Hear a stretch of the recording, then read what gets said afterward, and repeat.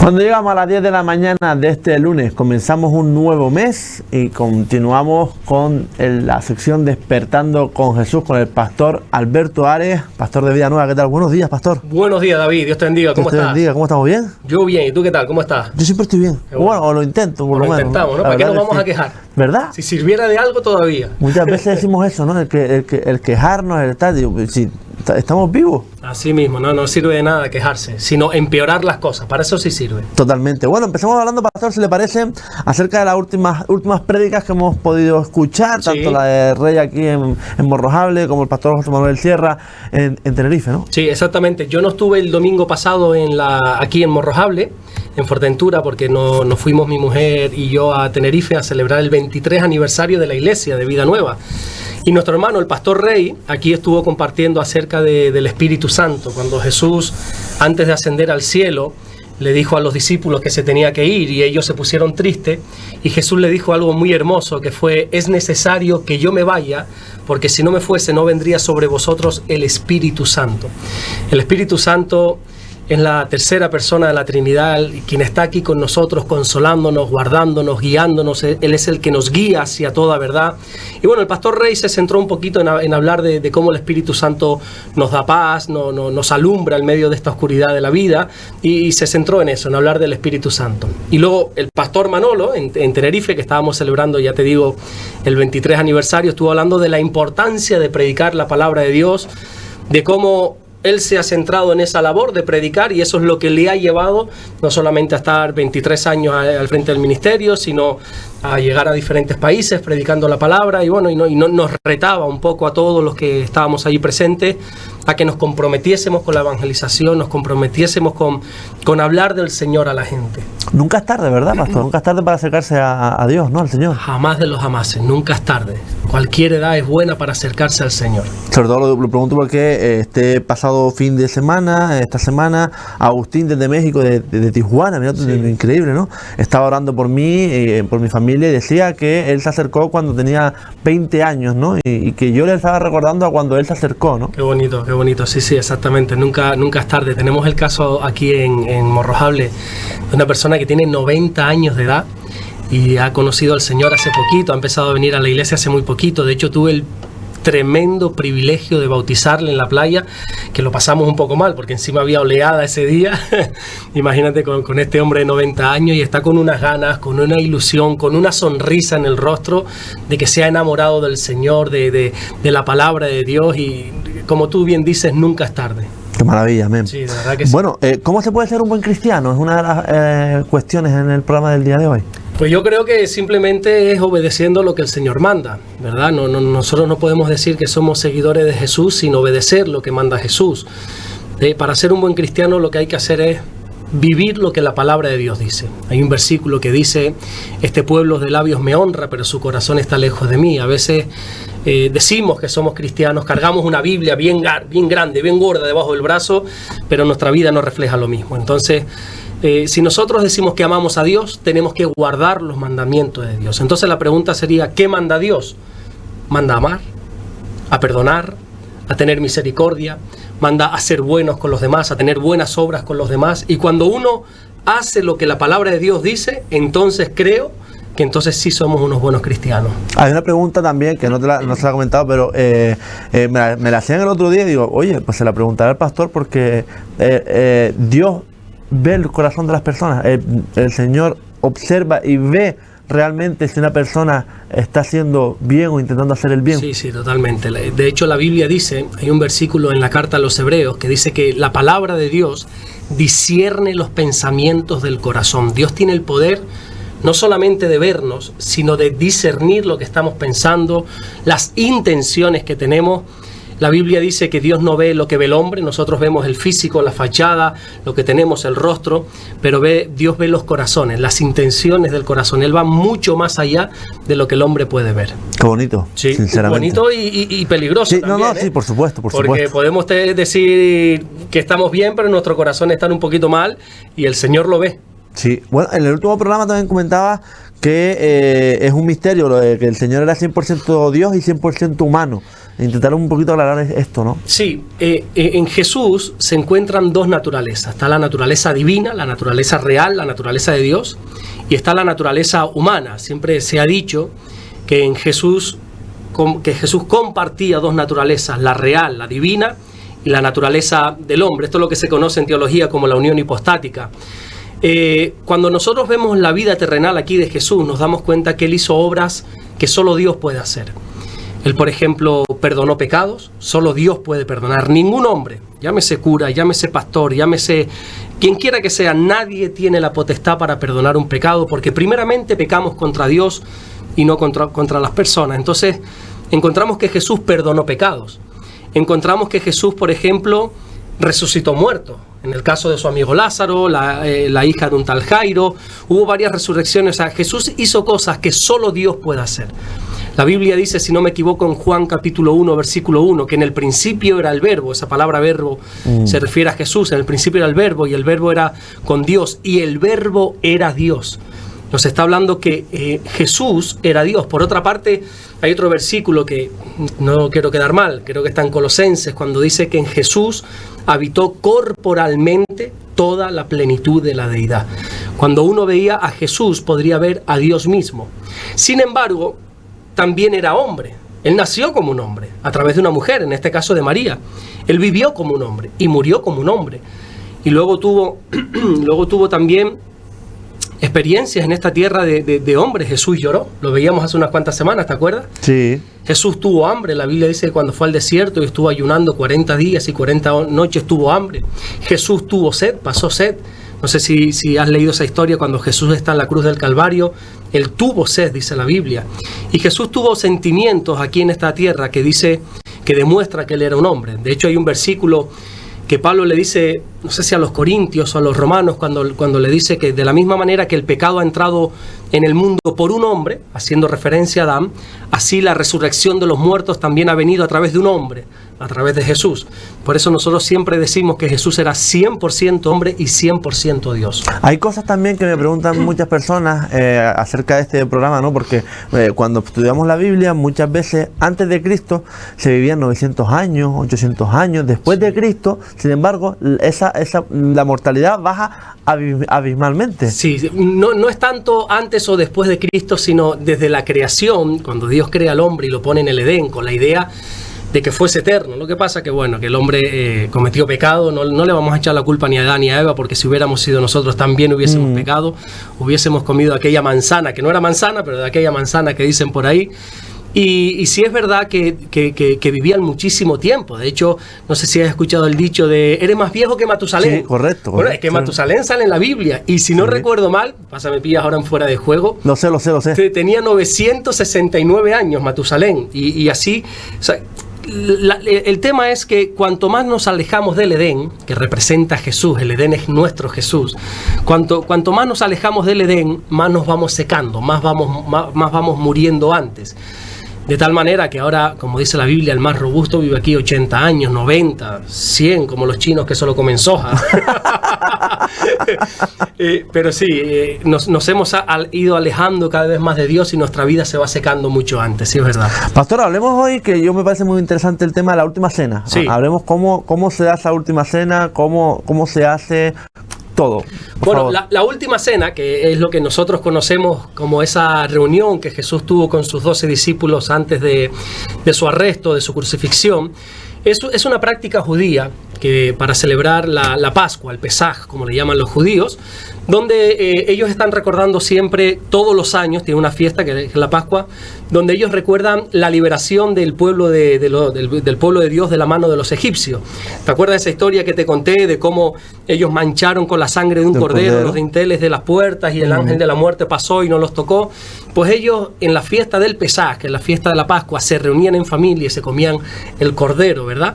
Que representaba la libertad. Lógicamente sabemos que en la Pascua, como más adelante Pablo le dice a una iglesia, nuestra Pascua es Cristo, Él es nuestro cordero que nos da la libertad. Bueno, para no aburrirte, ellos se reúnen en esa casa y van a celebrar porque eran judíos, no nos podemos olvidar. Algunos se sorprenden cuando yo les digo, mira, Jesús no era cristiano, Jesús no era católico, Jesús era judío. ¿Cómo dices eso? Bueno, era rabino. Entonces, bueno, como judíos se juntan en esa última cena, o en esa fiesta del Pesach, y ahí suceden cosas tremendas. La Biblia dice que en un momento dado Jesús se levanta, se ciñe la toalla y se pone a lavar los pies de los discípulos. Algo tremendo. Para aquel entonces quien lavaba los pies de los discípulos eran los esclavos. Acuérdate que para aquel entonces no había zapatillas como las que hoy tenemos, lógicamente.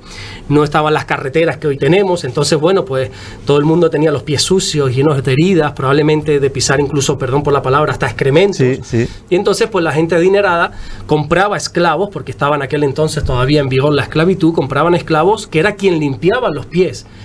Y sin embargo Jesús lo hizo. Jesús se humilló delante de la gente y comenzó a lavar los discípulos, comenzó a lavar los pies de los discípulos. Y Pedro, cuando lo vio, dijo, no, en ningún caso esto me vayas a hacer. Y el Señor le dijo, no, es que es necesario que haga esto. Tengo que hacer esto porque yo me estoy humillando delante de ustedes. Bueno, suceden otras cuantas cosas, como por ejemplo, ahí es cuando anuncia el nuevo pacto, ¿verdad? Sabes, a lo mejor que vienes de una tradición católica, has escuchado, este es el nuevo cáliz, ¿verdad? Sí, correcto. El pan, el vino, ese es el nuevo pacto. Antiguamente había un pacto, por eso está el Antiguo Testamento, Antiguo Pacto y nuevo Pacto. ¿Cuál es el Antiguo Pacto? El pacto a través de Abraham. Dios le dijo a Abraham, yo te voy a bendecir, en ti serán benditas todas las familias, como te dije la semana pasada, todo el que te bendijere le bendeciré, todo el que te maldijere lo maldeciré. Entonces, a través de Abraham había un pacto. Por amor a Abraham, Dios bendijo a todo el pueblo judío. Pero ahora ya no era a través de Abraham, sino a través de él. Ahora es a través de mi carne, a través de mi sangre. Cualquiera que comiere mi carne, bebiere mi sangre, metafóricamente hablando, sí, claro, por supuesto, ¿verdad? Y cogió ese pan y lo partió. Y nosotros cuando hacemos la Santa Cena, o como dicen los católicos, la Eucaristía, tenemos trocitos, ¿verdad? Y lo vamos repartiendo. Realmente no es así. Realmente habría que coger un solo pan, pero por higiene no lo hacemos. Y se va partiendo, porque Jesús lo ilustró así. Con un solo pan lo fue partiendo, moliendo. Dice, este es mi cuerpo. Un solo cuerpo para todos, y lo fue desgranando. Y luego un vino que simbolizaba la sangre, ¿verdad? Lo que estaba hablando era de la muerte. Ahora mi muerte es el nuevo pacto. Ahora ustedes van a poder tener acceso al Padre a través de este nuevo pacto. Y también anunció, que creo que vamos a hablar dentro de un ratito de él, anunció públicamente la traición de Judas. Se cantaron himnos también en esa última cena. Fue algo muy bonito. Y curiosamente, el Señor nos manda a celebrar a nosotros esta ceremonia, la última cena. De las pocas cosas que el Señor nos manda a hacer como iglesia, a recordar ese momento, hasta que Él venga. Nosotros tenemos, no dice una vez a la semana, ni una vez al mes, sino eso queda en cada cual, pero tenemos que celebrar nosotros esa última cena. Y Miguel Ángel lo ilustró, sí. Hizo ese cuadro de la última cena. Sí, exactamente, muy conocido, pero no era así para nada, O sea que él lo pone con un glamour y con esto, pero bueno, no era así, pero si nos podemos imaginar algo así, vale, perfecto, pero no tenía nada que ver esa mesa alargada donde todos estaban de frente, probablemente era como un círculo, los judíos se sentaban también en el suelo, no era exactamente así, pero sí muy bonito ese cuadro, a mí me gusta el arte. Me imagino, pastor, que al igual que me dijo en su momento que daría su vida por ver predicar al Señor, sí. Esa última cena también le hubiese gustado verla y estar presente, ¿no? Yo, cualquier evento donde podría ver a Jesús físicamente, yo daría todo lo que tengo y todo lo que soy, ya sea la última cena, ya sea verle de lejos predicando en el monte, ya sea donde sea, me da lo mismo. Yo me hubiese encantado ser un Pedro, ser un Juan, ser alguien que pudiese ver al Señor, tocarle, como Juan dice la Biblia, que se pudo recostar sobre su pecho, descansar en el Señor. Algo increíble, de verdad. Yo siempre lo digo, yo anhelo con el momento, David, no quiero morirme, espero que tarde muchísimos años. Esperemos, toquemos madera. Esperemos ser uno de esos chinos que llega a los 100 años, ¿no? Pero, ¿Está comiendo soja? ¿Está comiendo soja? La verdad que no, como fatal. Pero anhelo ese momento de poder partir de este mundo y poder ver a los ojos a mi Señor, de verdad te lo digo. Bueno, hablemos también, como estaba comentando ahora, cómo eligió a Judas Iscariote como un discípulo del Señor. Pues mira, eso es todo un misterio, porque él lo eligió sabiendo que lo iba a traicionar. Primeramente porque ya estaba profetizado, no es algo que al Señor le pillara por sorpresa, no es algo que, como dicen por ahí, que uno de los 12 le salió rana, no, ni mucho menos. Al Señor no nos olvidemos que, como te decía antes, Él es Dios y Él tiene la omnisciencia, él todo lo sabe. Él cuando escogió a Judas sabía todo lo que iba a pasar, lo escogió a sabiendas de. Ya desde el Antiguo Testamento dice que uno de los íntimos se levantaría contra Él. Ya el Señor lo sabía, pero aún así lo puso ahí porque al final el Señor nos ama a todos, con nuestros defectos, con nuestras virtudes. El Señor nos ama como estamos, o no, nos ama como somos, pero no nos quiere tener como estamos ahora mismo. Él quiere que haya una transformación. En el caso de Judas no se dejó transformar. Aún así, sabiendo que lo iba a traicionar y por dinero, curiosamente lo puso como el tesorero del grupo. Sabes que Judas era el que tenía la bolsa, dice la Biblia, y a veces metía la mano en la bolsa y sustraía, literalmente, el Evangelio de Juan dice que sustraía dinero de la bolsa, se lo metía al bolsillo, y esa codicia le llevó a venderla al final por 30 monedas de plata. Pero yo a Judas lo veo más bien como de hecho una vez prediqué de eso, de cristianos camaleón, porque para mí Judas es un creyente camaleón, porque cuando uno es malo, tú lo ves de venir, tú dices, este no es trigo limpio, ¿verdad? Correcto, sí. Sin embargo, fíjate lo que pasó en la última cena, David. Están en la última cena los 12 discípulos y entonces el Señor ya anuncia públicamente que uno lo va a traicionar. Dice, uno de los que está aquí me va a traicionar. Uy, que imagínate que cómo se quedaría el ambiente, claro, sí, ¿no? Cargado un poquito. Y nadie sospechó de Judas. Nadie. Entonces todos empezaron a decir, ¿seré yo, Señor? ¿Seré yo? ¿Seré yo? Uno por uno dice la Biblia que empezaron a decir, ¿seré yo? Nadie. Y Jesús, viendo que nadie se daba cuenta, dice, a ver, señores. Al parecer Judas estaba a su lado. Dice, a ver, señores. Aquel que moje el pan en mi plato, ese es. Casualmente Judas en ese momento estaba mojando pan en su plato. Y me imagino Judas haciendo así, pero aún así nadie se entera de que era Judas, hasta que el Señor le dice, Judas, lo que vas a hacer, hazlo pronto, y se va. Y nadie se enteró. ¿Qué quiero decir con esto? Que Judas engañó, a menos al Señor, engañó a todos. Era de un lobo disfrazado de oveja, de esas personas que ni aún sus propios amigos, sus propios compañeros del ministerio sabían que él estaba tramando todo eso. Era un creyente camaleón, que con esto hay que tener muchísimo cuidado. Sí, pasa hoy en día, ¿eh? Que sí pasa. Con muchísimas personas, ¿verdad? De verdad que sí. De verdad que sí. Y no solamente, no duele tanto la traición, sino de quién vino la traición, porque Judas, vuelvo y repito, era una persona íntima del Señor, era el tesorero, el Señor había depositado confianza en él, y nadie dudaba de Judas, y Jesús dándole, solamente le faltó decir, tú eres el traidor delante de todos, y aún así nadie sospechó de Judas. Acabas de comentar que el Señor se lo dijo a Judas, pero se lo dijo a él solo, es decir, cuando no había nadie alrededor. No, se lo dijo, pero sin decirle que era el traidor, le dijo, lo que vas a hacer, hazlo pronto. Ajá. Judas entendió a lo que se refería, los demás no tenían ni idea, ni sospecharon, no se les pasaba ni por la cabeza. De hecho, ellos llegaron a decir, ¿seré yo, Señor? ¿Seré yo quien te va a traicionar? No eres tú, es Judas. Y nadie sospechó de él. Impresionante. Era un lobo disfrazado de ovejita. Bueno, ¿cómo escogió a los discípulos más íntimos? Porque has comentado que Judas era uno de los más íntimos. No era del equipo como más conocido como de los más íntimos. Sin embargo, hay tres que son Pedro, Juan y Santiago, o Jacobo, que es lo mismo. Pedro, Juan y Santiago. Pero yo siempre he creído que más que el Señor los escogiera, fue la fidelidad de ellos a Jesús que los colocó en ese lugar. El Señor amaba a todos, el Señor no hace acepción de personas, dice la Biblia, pero sí es verdad que cuando nos ponemos a leer los evangelios, vemos que Pedro, Juan y Jacobo están en los acontecimientos más importantes del Señor, en la transfiguración, cuando el Señor hace varios milagros como la resurrección de una niña, y ciertas cosas siempre estaban ellos de por medio.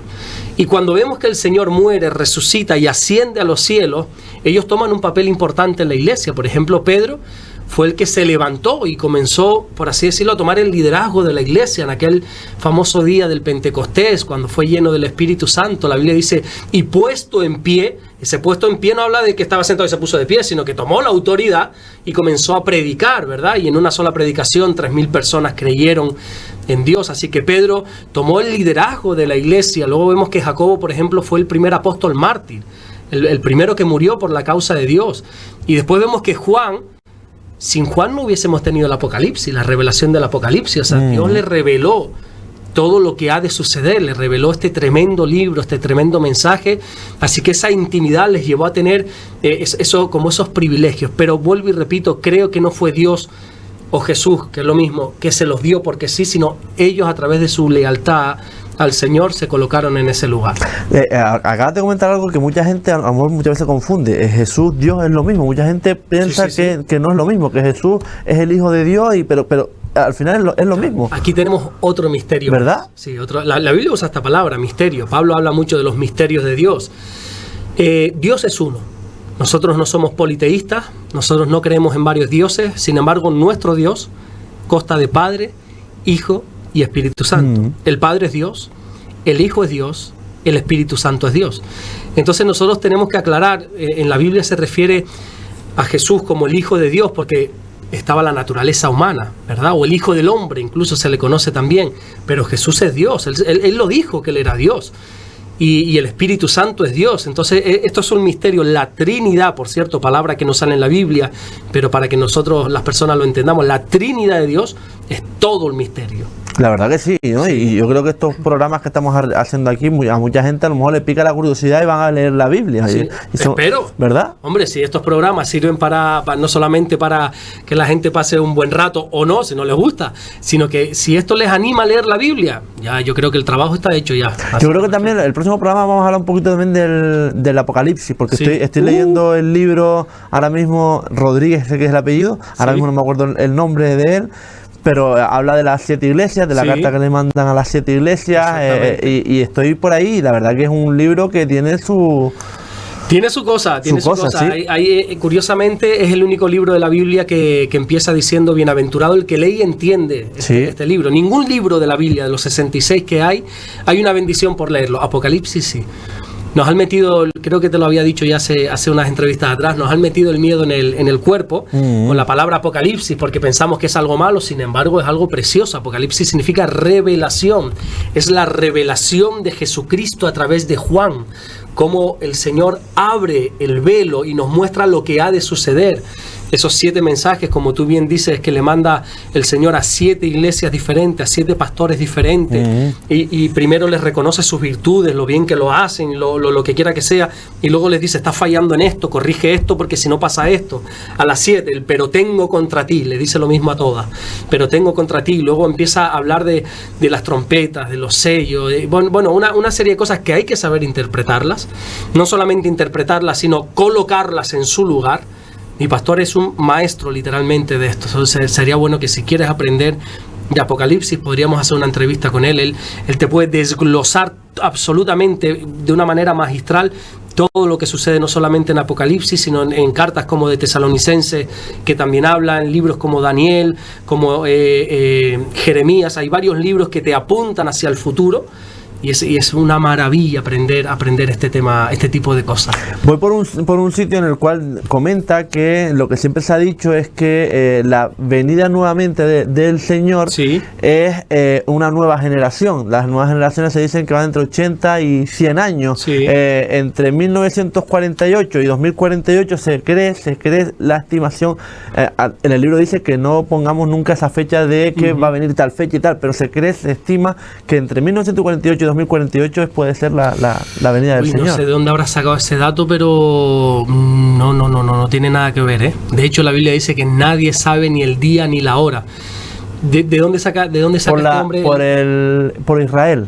Sí, pero ¿qué por tiene la que ver? resurrección, el país Israel vuelve otra vez a pero no tiene nada, a estar en pie. Sí, bueno, puede ser que tenga algo que ver, pero los datos de la generación... En 1948 fue cuando nuevamente Israel se convirtió como nación, por eso dice que esa generación es la que puede que vea... Sí, pero es que bíblicamente cuando habla de generación, creo que el versículo que este hombre que tú estás leyendo se basa es, no pasará esta generación sin que venga, puede ser. Exactamente. Pero cuando la Biblia habla de generación, fíjate que no habla de 100 años, estamos hablando de una generación... Jebaciel Rodríguez. Pues mira, no sé qué... ¿Un cubano puede ser? No lo sé. Sí, que un jovencito. Sí, ya sé quién es, lo he escuchado. Él tiene, hablemos de Biblia, un programa. Jaciel Rodríguez, perdón. He escuchado vivo. Pues mira, me sorprende que él diga eso porque este hombre es serio en cuanto a la palabra de Dios. Me sorprende porque digo que no van por ahí los tiros, ¿eh? Que venga el Señor en entre esta franja de tiempo puede ser, pero no, el Señor no da detalles ni del día ni de la hora. Si es verdad que van a suceder algunas cosas, nación se levantará contra nación, habrá hambre, habrá pestes, un montón de cosas, dice la Biblia, que ya las estamos viviendo todas, y podemos estar en un momento a la espera de que el Señor venga por su iglesia, pero no se sabe ni el día ni la hora. La verdad que es un libro que yo recomiendo mucho el poder leerlo, ¿no? Y entenderlo sobre todo. Sí, totalmente. Bueno, otra de las preguntas que tengo por aquí, pastor, es una controversia, ¿verdad? Sí. Que es María Magdalena. Sí. ¿Quién era María Magdalena? Porque hay muchos que la pintan como o dicen que era una prostituta, otras personas que dicen que no, que era la mujer del Señor, etcétera, etcétera. ¿Quién era María Magdalena? ¿Qué dice la Biblia? Bueno, hay dos vertientes. Está la vertiente bíblica y la vertiente que se ha inventado el mundo. La vertiente bíblica, María Magdalena es una seguidora más del Señor, una mujer que el Señor la liberó. Curiosamente dice de 7 espíritus, de 7 demonios. Estaba endemoniada por el motivo que sea, y el Señor la liberó. Y a partir de ese momento, ya tan agradecida, empezó a seguirle. Una persona fiel al Señor, una persona que la encontramos junto con otras mujeres a los pies de la cruz, cuando todos los discípulos se habían echado a correr y todo aquel Pedro valiente, yo nunca te negaré, en el momento de la cruz desapareció, estaba debajo de la cama asustado. María Magdalena estaba ahí a los pies de la cruz. María Magdalena fue la primera persona en la historia de la humanidad que vio a Jesús resucitado.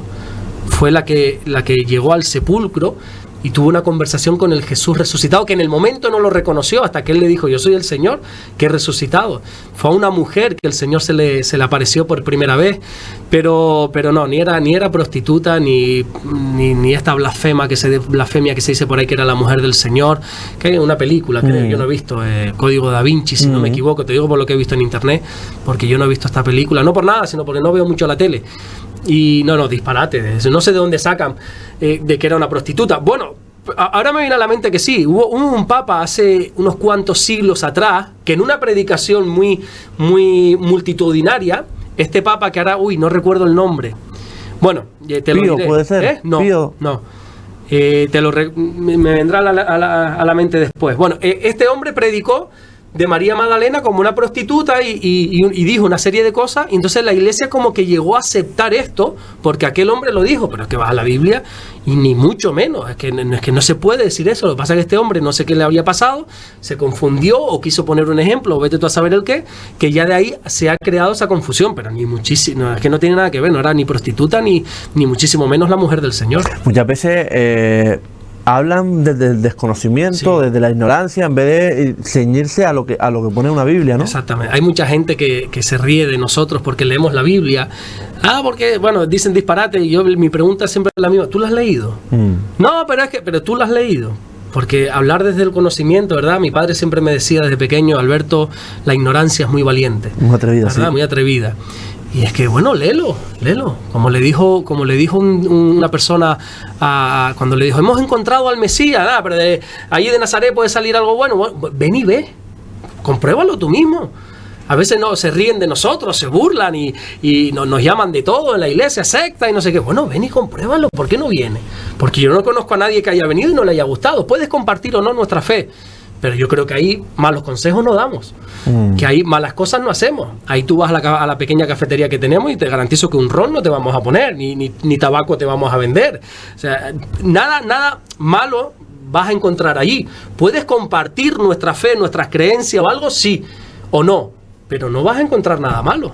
Hay otra pregunta que yo tengo aquí, porque claro, en la nueva venida del Señor, ¿crees que pasaría nuevamente lo mismo? Es decir, que nadie creería que es el Mesías.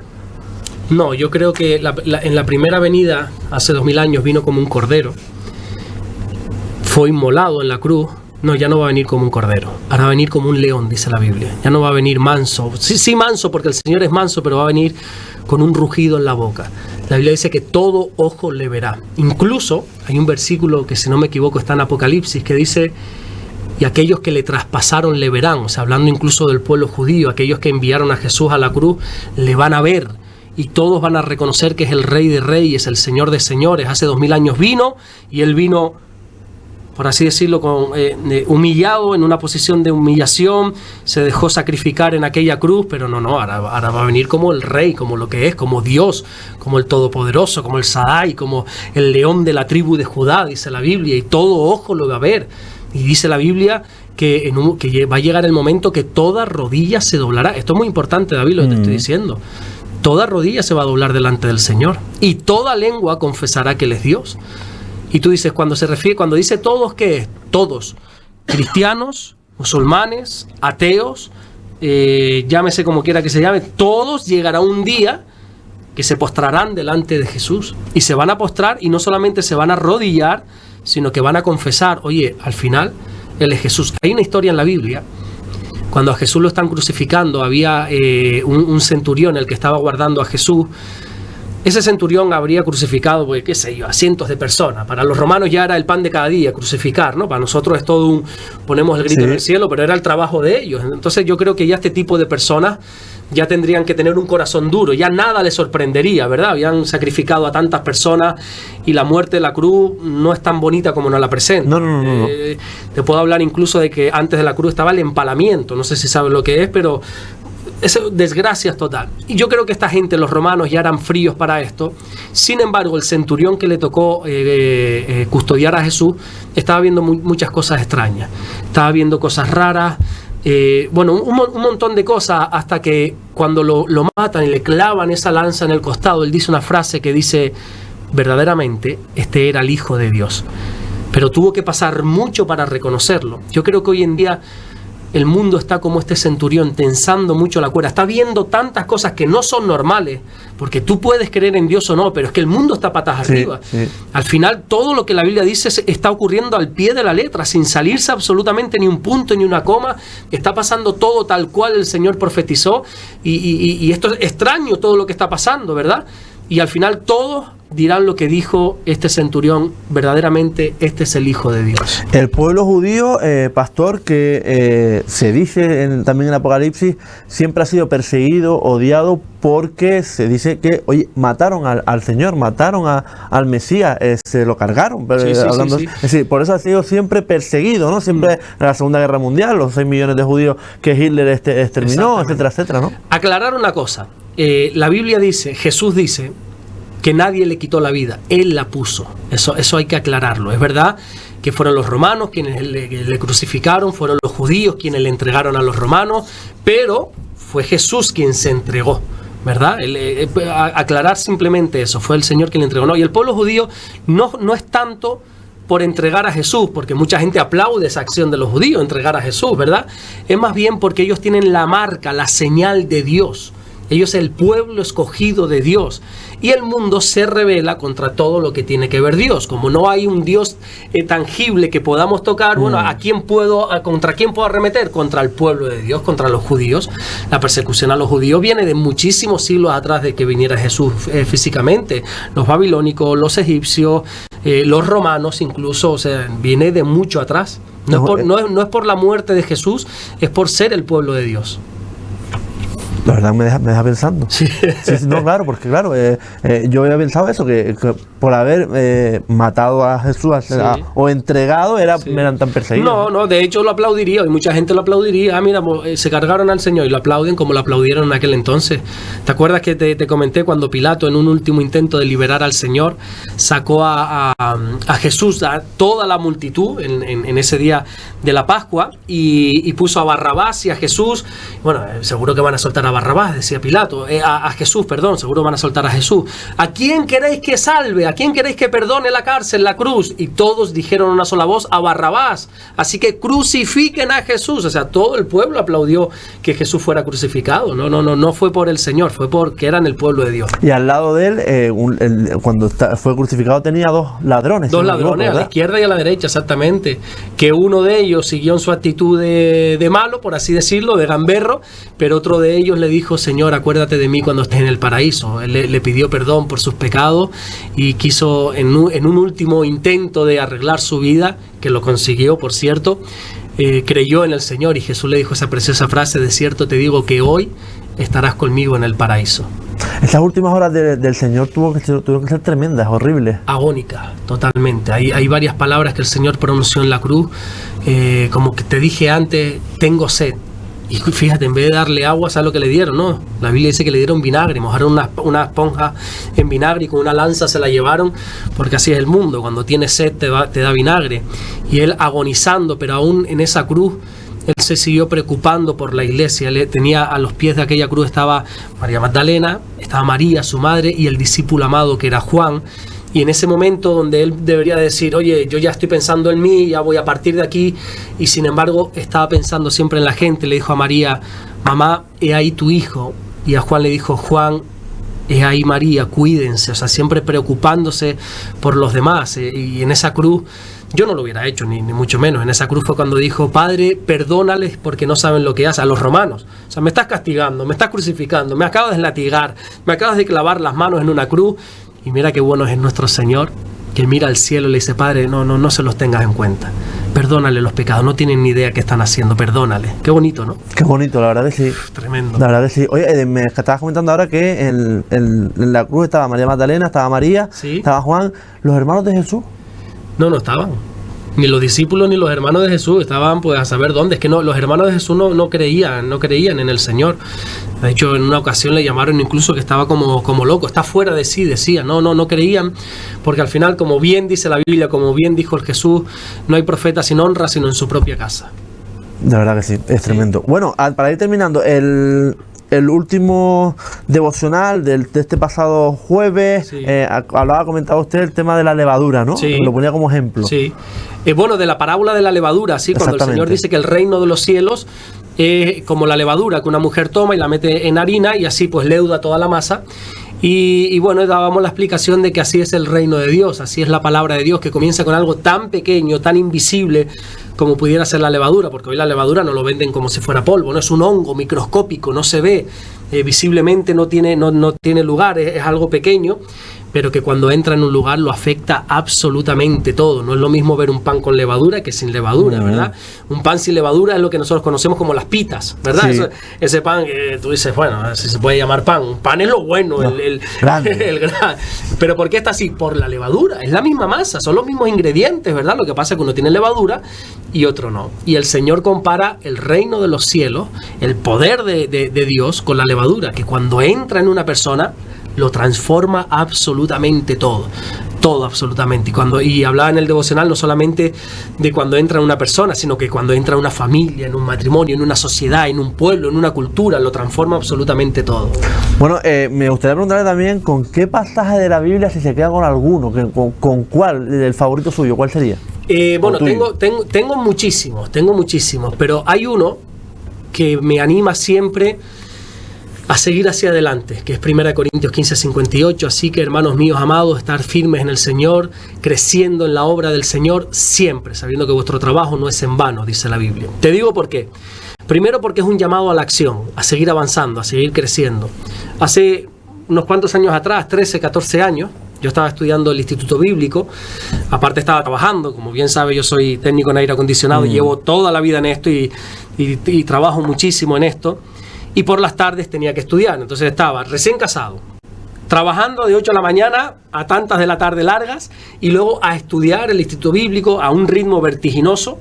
Luego yo más tarde fui profesor también de Instituto Bíblico y llevando un ritmo de 3 veces menos a la gente le costaba, o sea, yo me metí en un ritmo porque lo quise sacar en 2 años y llegó un momento que estaba colapsado, mentalmente agotado, físicamente agotado, que yo le dije a solas una noche al Señor, no voy a continuar, no le veo el fruto a todo esto, estoy todo el día ojeroso, cansado, no rindo en el trabajo, no rindo en las clases, estoy cansado. Y le dije, no Señor, no voy a dejar el Instituto Bíblico por un tiempo, ya retomaré cuando afloje el trabajo.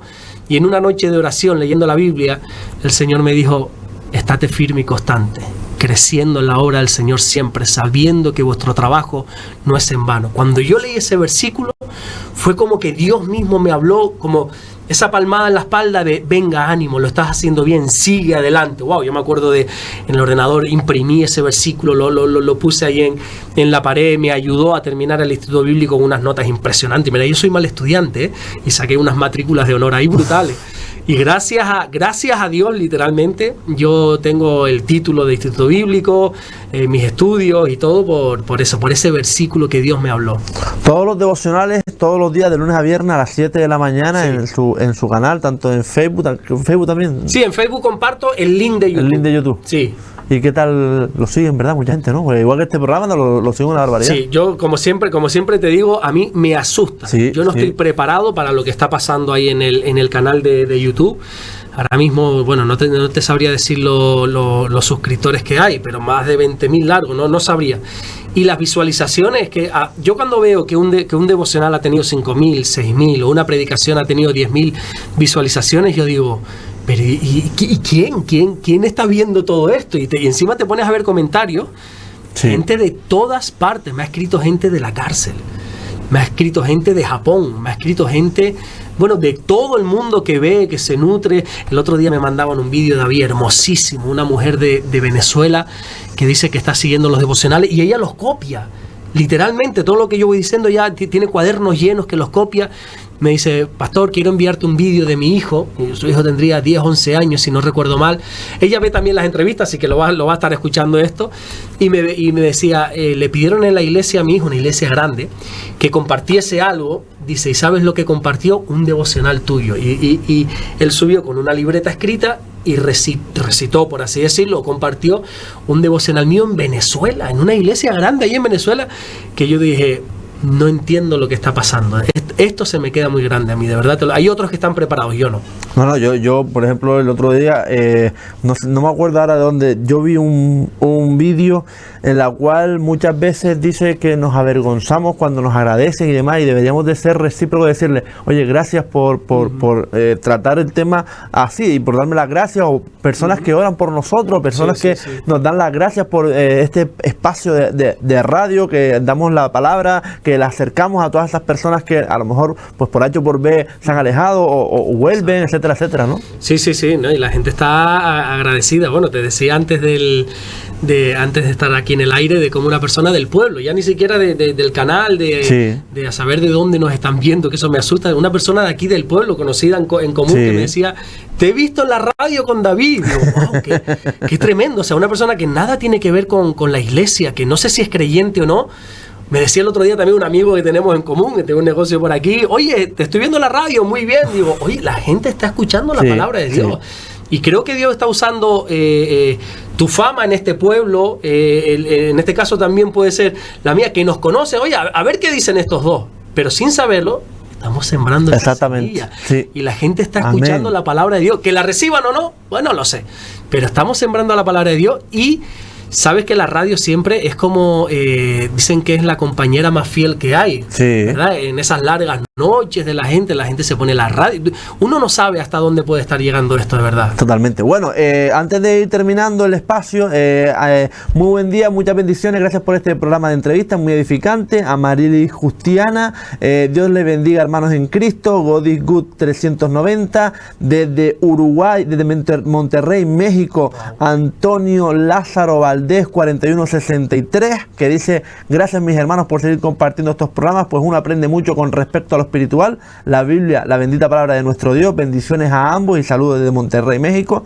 Dios los bendiga, hermoso programa, me gusta mucho. Bendiciones desde Uruguay. Carmen Fernández 202, desde Cuba, Gloria Fernández 9786.